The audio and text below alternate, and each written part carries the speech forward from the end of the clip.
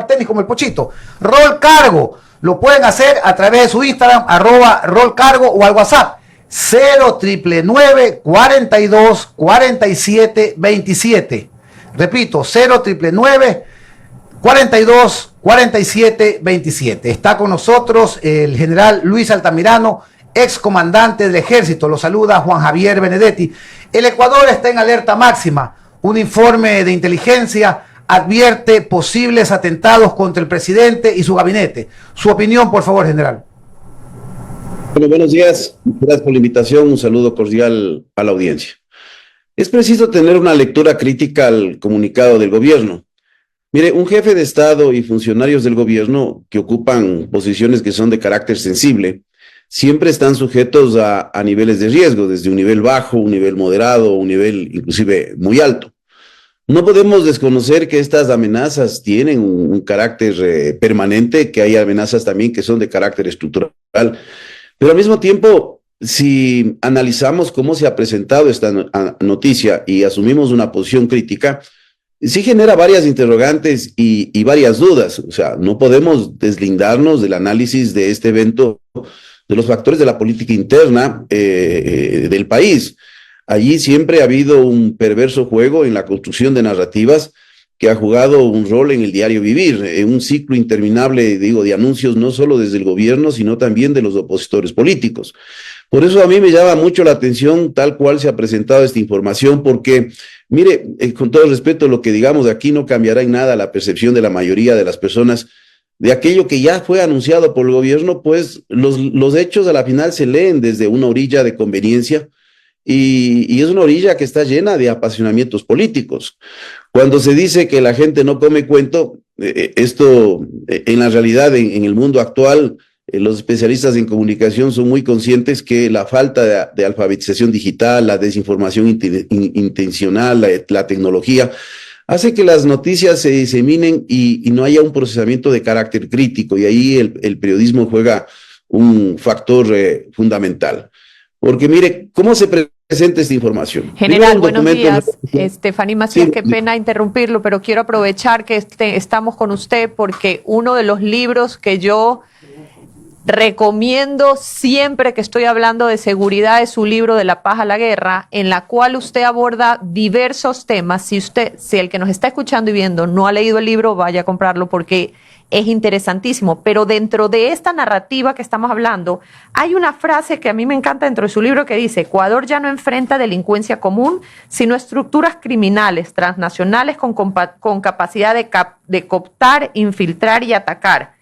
Y usted habla un poco que el crimen organizado ha evolucionado desde redes locales hacia ecosistemas híbridos, en los que articulan tráfico de drogas, armas, corrupción institucional y en algunos casos actores políticos y sociales. Y usted denuncia la contaminación del Estado por estructuras delictivas que ya no solo controlan economías ilegales, sino también territorios, cárceles, puertos y agendas públicas. Cuéntenos un poco, no solo su experiencia, sino lo que usted evidencia en el libro sobre lo que está pasando en el país. ¿Qué es lo que pasó desde, usted menciona, hace un análisis 80s, 90s y 2000s? ¿Qué nos pasó? ¿Cómo llegamos a donde estamos hoy? Bueno, el espacio de tiempo para hacer una explicación con detalles es bastante limitado. Ahora, lo que hay que ver es que en la actualidad nosotros estamos enfrentando, si dividimos estas estructuras, primero la delincuencia organizada común, y por otro lado, los grupos de delincuencia organizados que tienen vínculos transnacionales. Entonces, hay que diferenciar estos dos aspectos, porque muchas veces el esfuerzo se centra en los primeros, en la delincuencia común organizada. Y ahí, por ejemplo, cuando hablamos de una ley contra el lavado de activos, cuando hablamos de una extinción de dominio, esto va a tener un efecto bastante limitado, porque usted captura a los líderes de estas células que pertenecen a las bandas delictivas. A la final, ¿usted qué va a extinguir de dominio? Unos zapatos Nike, una televisión plasma, una cadena de oro, unas armas. ¿Qué más? Son personas que inclusive no están bancarizadas, que viven en el día a día, que tienen un manejo de dinero en efectivo que no es en abundantes cantidades. Pero quienes están atados justamente a los grandes flujos financieros de lo que yo denomino en la obra el sistema sanguíneo del crimen organizado, son los grupos delictivos organizados que están ligados a las redes transnacionales. Y ahí prácticamente la efectividad es muy limitada. Y por eso cuando yo me refería a la intervención anterior, hay que analizar cómo es posible, de ser cierto, esta información que se disemina en redes sociales. ¿Cómo es que se vulnera una información tan sensible? De ser cierto, porque cuando uno tiene esta posibilidad de analizar críticamente la noticia, tiene que ver todas las posibilidades que pueden haberse presentado. Eso es lo que hace un analista, porque un analista que tiene un preposicionamiento político sobre un tema pierde la visión imparcial que debe tener un análisis, especialmente en términos académicos. Entonces uno se pregunta, bueno, ¿es esto el resultado de esa debilidad institucional en donde un procesamiento de la información de esta naturaleza aparece en redes sociales y mañana el mismo gobierno se hace eco? ¿Y cuál es el objetivo de hacerse eco? A mí me parece que inclusive analizando el contenido del mensaje militar, tiene una serie de falencias. Se habla de la fuente, inteligencia humana, porque está un MINT. Se habla de las acciones que se van a tomar. Me pregunto si alguna de estos direccionamientos se procesaron en una reunión de Estado Mayor Operacional. ¿Por qué no lo firme el jefe del Comando Conjunto? ¿Por qué lo firma un oficial de guardia? ¿Por qué se utiliza este canal en donde fácilmente la información podría haber sido vulnerada, como se ha dado? Entonces, todas estas interrogantes nos deben llevar a un análisis mucho más profundo de qué es lo que está pasando con la política de seguridad del país. Y por eso cuando usted me pregunta, Stephanie, ¿de dónde venimos? Eso es lo que hay que estudiar. El problema es que no se puede improvisar. General. Improvisar es lo que ha llevado al estado de situación, y yo digo en estos últimos años, casi una década, de que seguimos improvisando y mañana queremos soluciones de corto plazo, pero no hay soluciones de corto plazo a un problema tan complejo. General, muy buenos días. Oscar del Bruto le saluda.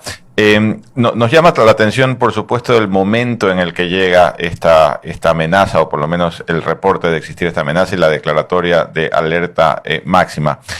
¿Usted ve que hay una relación entre las elecciones o los resultados de las elecciones y este informe o esta alerta?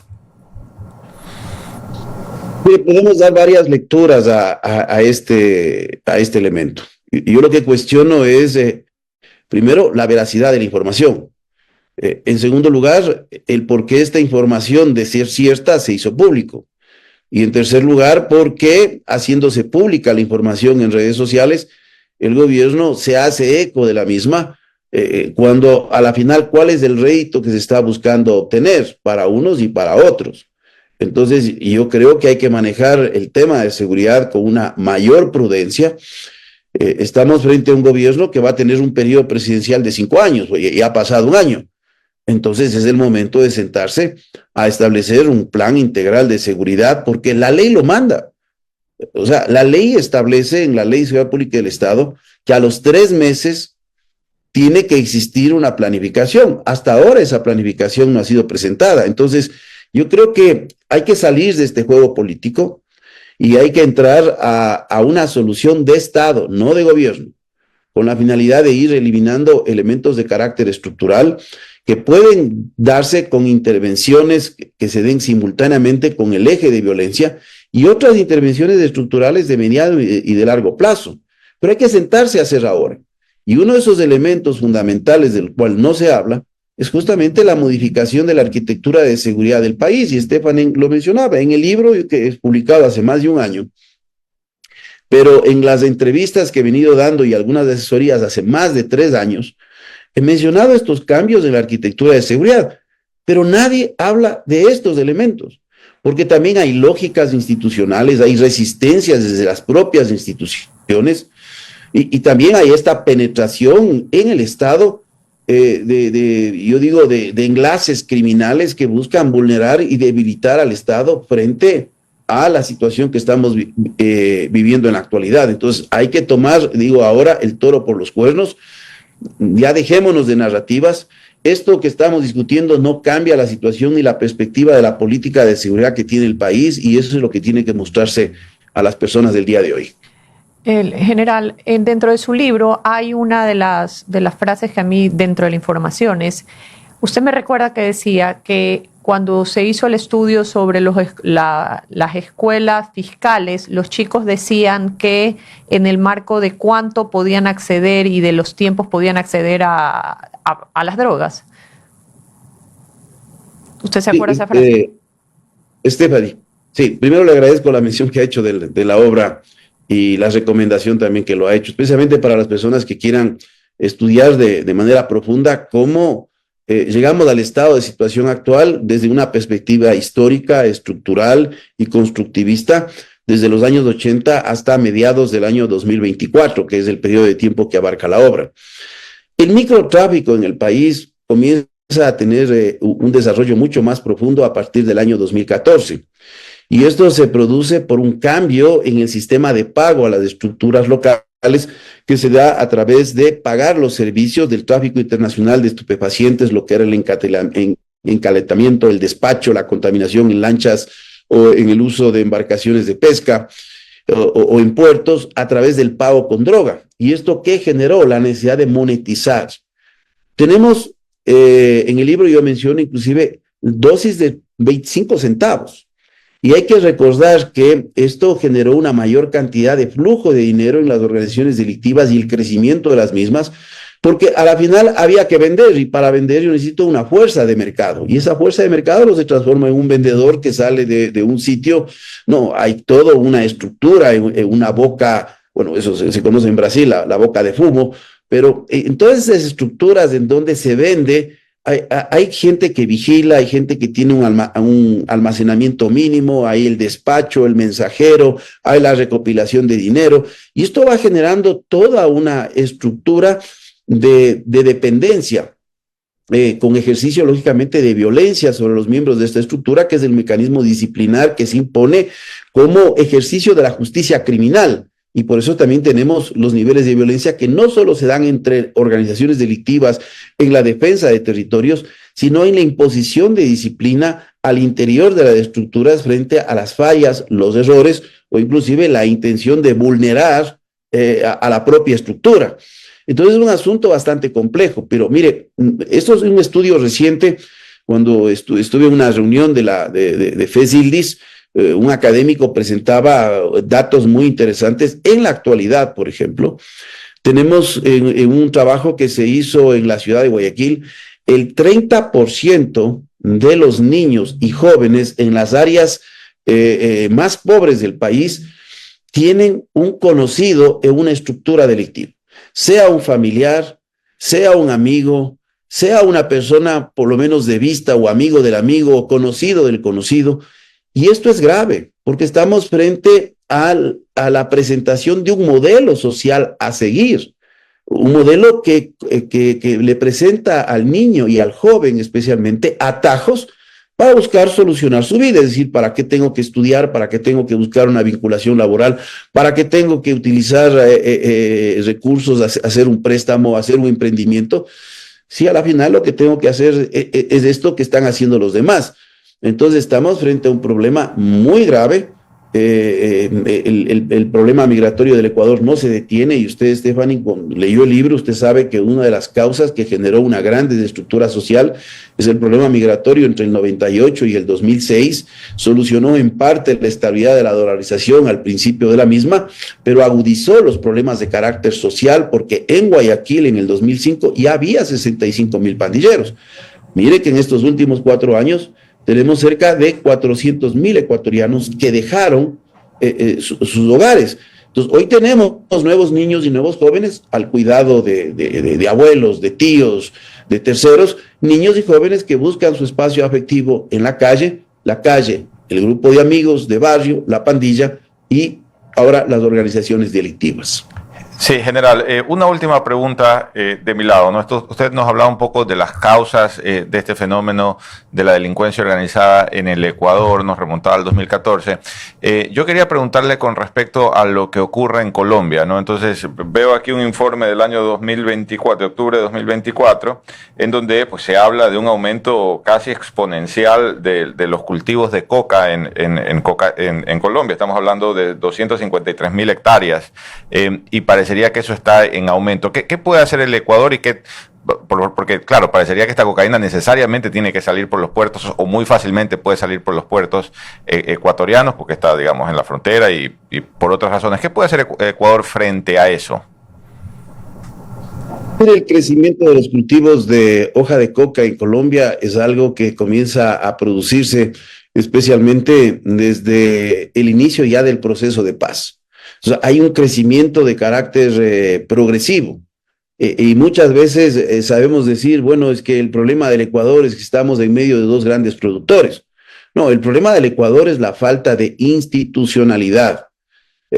Podemos estar alrededor de dos demonios, pero si hay institucionalidad y hay una política de seguridad que sepa encauzar los esfuerzos del Estado y lógicamente la cooperación internacional en donde debe estar, vamos a tener un país más seguro. Cosas que hay que hacer. Primero, tratar a la frontera como un espacio de interacción humana, económica, social, entendiendo que no solo es una responsabilidad de las Fuerzas Armadas. Ahí se requiere mucha presencia de trabajo de inclusión económica y social. Se requiere una presencia interagencial, Fuerzas Armadas, Policía Nacional, el cuerpo de vigilancia y seguridad, digamos, del cuerpo de vigilancia aduanero.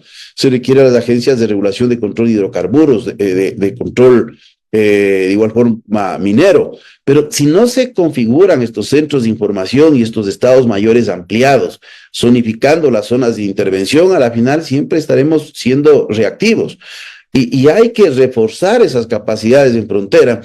Y esas capacidades de frontera tienen un rol predominante en las Fuerzas Armadas, pero cuando se modificó la Ley de Seguridad Pública del Estado, que es algo que yo vine manteniendo hace más de 3 años, pasar de 20 a 40 kilómetros, el problema es que hasta el día de hoy no hay reglamentación para la actuación de las Fuerzas Armadas en esos 40 kilómetros de zonas especiales de seguridad. Por eso en el país muchas veces pensamos que la ley es el gran solucionador de los problemas. No, señor, es que echa la ley, echa la trampa, o echa la ley, la inercia de que ya está en la ley, pero a la final no aterrizamos en procedimientos claros de qué es lo que tienen que hacer las instituciones. Seguimos trabajando con instituciones, cada uno por su andarivel, a la final, desde una visión exclusiva de violencia contra violencia. Bueno, esto a la final tendremos para muchos años. Entonces, hay que hacer una intervención, cambiar la arquitectura de seguridad, crear una policía judicial independiente que funcione en 2 ramas, como funciona, por ejemplo, en Chile. Hay que trabajar en esos aspectos profundos.